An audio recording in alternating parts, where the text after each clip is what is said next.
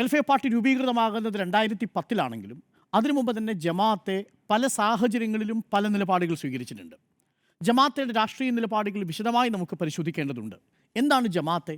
ജമാഅത്തെ എന്ന് പറയുന്നത് ഇസ്ലാമിക ബ്രദർഹുഡിൻ്റെ ഭാഗമായി മൗദൂദിയൻ ആശയങ്ങളാൽ ആകൃഷ്ടരായി മതരാഷ്ട്രവാദം ഉറപ്പിച്ചു നിർത്തിയ ഒരു പ്രസ്ഥാനമാണ്. ഏറ്റവും പ്രധാനപ്പെട്ട കാര്യം 1985 വരെ ഇന്ത്യയിലെ ഒരു തിരഞ്ഞെടുപ്പുകളിലും ജമാഅത്തെ ഇസ്ലാമിയുടെ വിശ്വാസികൾ വോട്ട് രേഖപ്പെടുത്താൻ അവരുടെ മതവിശ്വാസം അവരെ അനുവദിച്ചിരുന്നില്ല എന്നുള്ളതാണ്.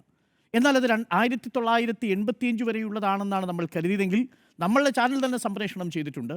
ജമാഅത്തെ ഇസ്ലാമിയുടെ വളരെ പ്രധാനപ്പെട്ട ഉത്തരവാദിത്വപ്പെട്ട ചുമതലയിലിരിക്കുന്ന ഒരു നേതാവ് ഇപ്പോഴും അത് ശിർക്കാണ്, അതായത് ബഹുദൈവാരാധനയ്ക്ക് തുല്യമാണ് ഏതെങ്കിലും അനിസ്ലാമികമായിട്ടുള്ള അധികാരത്തെ സ്ഥാപിക്കുന്ന തിരഞ്ഞെടുപ്പിൽ വോട്ട് രേഖപ്പെടുത്തുന്നത് എന്ന് പറഞ്ഞത് നമ്മൾ തന്നെ വാർത്തയാക്കി മാറ്റിയിട്ടുണ്ട്. അതായത് മൗദൂദിയൻ മതരാഷ്ട്രവാദം അവസാനിപ്പിച്ചു എന്ന് അവരുടെ അമീർ പറയുമ്പോഴും അവരുടെ പ്രധാനപ്പെട്ട നേതാക്കൾ ഇപ്പോഴും പറയുന്നത് അത് ശിർക്കാണ്, ഈ തെരഞ്ഞെടുപ്പിൽ വോട്ട് രേഖപ്പെടുത്തുന്നത് പോലും ശിർക്കാണ് എന്ന് വിശ്വസിച്ചിരിക്കുന്ന ഒരു വിഭാഗം ജമാഅത്തയിലുണ്ട് എന്നുള്ളതാണ് വാസ്തവം. ഇതാണ് ആദ്യമേ എനിക്ക് പറയാനുള്ളത്.